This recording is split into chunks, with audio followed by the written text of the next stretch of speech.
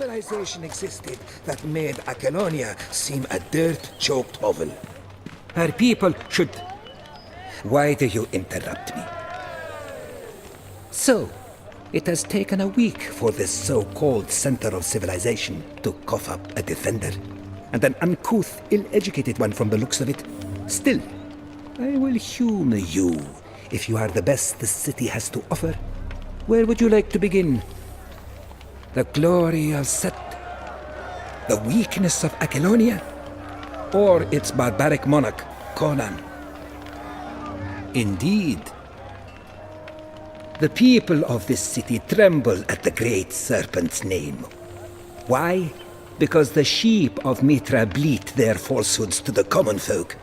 Set is synonymous with power, because Set grants power to those who are willing to take it. Stygia is a place of great power. Those who suffer there are fools, and they deserve to bleed for their lack of faith. In Achelonia, Mitra's priesthood take much, and offer nothing but empty prayers. They build their temples with the money of superstitious farmers and merchants. They dabble in politics and whisper in the ears of noblemen. They whore themselves out for comfort and security, and give nothing back to their followers. Help others? Please tell me what kind of help they offer others. Everywhere I wander in this city, I see the diseased, the starving, and the dying. Filthy urchins rule the streets, petty bandits roam the countryside, and the godling Mitra sits idle. Compassion! I grow weary of defending the might of Set against your idiotic babbling. You base your arguments on the whisperings of the sycophants of Mitra. You prove yourself a fool twice over. Men do not care for what their heart says. They follow their stomachs, their lusts, and their strong leaders. And Mitra and his followers are just as susceptible as any of us. You dare accuse Set of weakness, as if Mitra were worthy of anything other than contempt. Look at his followers, weak-kneed old men and beardless boys, the ignorant of the world. And you say that Set is weak? Set is more powerful than you believe.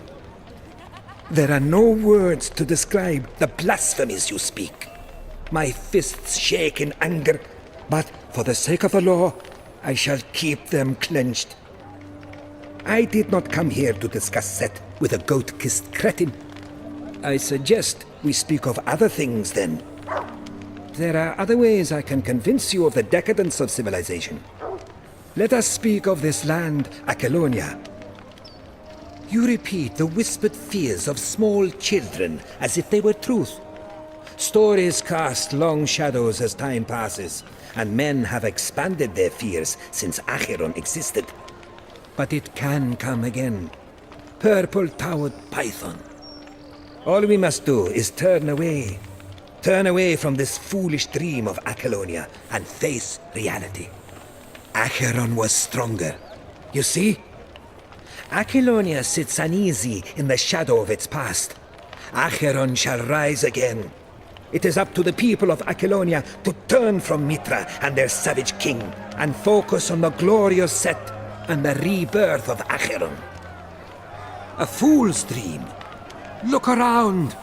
This is a city of squalor and misery, not the stuff of dreams. And the barbarian who has risen above the calamity of this place, shall we speak of him? Ignorant beetle. If you crawl out from beneath your rock and into the sunlight, you would be crushed by reality. Very well. If you cannot discourse on Achelonia, then we have only one thing left to discuss. Conan, the barbarian. Tcha!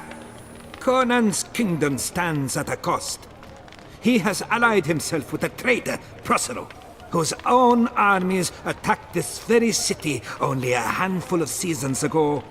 How quickly men forget the blood on the hands of their king.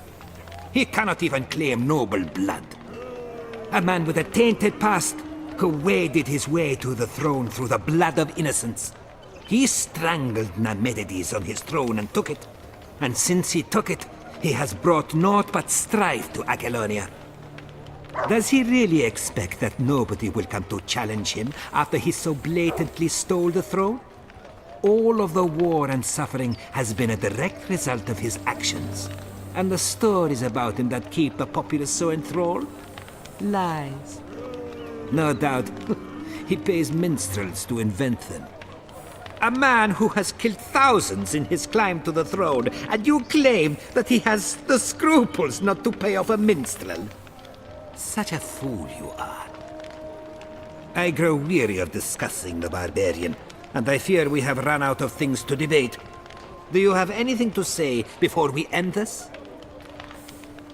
Enough. You cannot be budged, can you? Curse you and your golden tongue, stranger. Nobody will be willing to listen to my words after this day. Begone.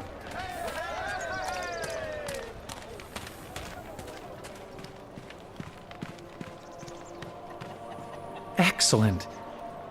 You are gifted with the tongue of an angel, my friend.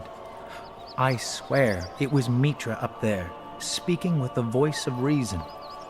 Please, take this reward, and the thanks of Mitra's servants. Farewell. May Mitra guide you.